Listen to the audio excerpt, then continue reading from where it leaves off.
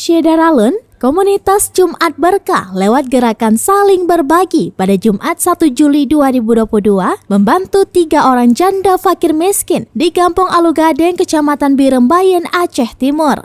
Penyaluran sembako dan uang tunai tersebut dalam rangka peringatan Dirgahayu ke-72 Bayangkara.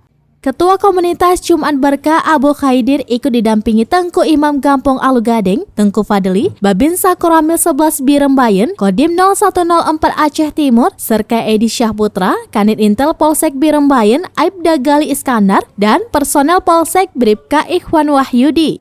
3 janda yang mendapat bantuan pada Jumat Berkah kali ini yaitu Ratnawati berusia 51 tahun janda anak 1, Rosdiana berusia 43 tahun janda anak 3, dan Santi berusia 30 tahun janda anak 3. Ketua Komunitas Jumat Berkah Abu Khaidir mengatakan bantuan sembako dan uang saku diberikan untuk membantu dan meringankan beban kebutuhan sehari-hari. Bantuan ini dipastikan tidak ada hubungan atau sangkut paut dengan politik karena murni sedekah. Seperti diketahui, gerakan berbagi komunitas Jumat Berkah ini sudah dimulai sejak Januari 2020 silam sampai dengan sekarang. Membantu khususnya para janda-janda lanjut usia di wilayah Aceh Timur, Aceh Tamiang, dan Kota Langsa.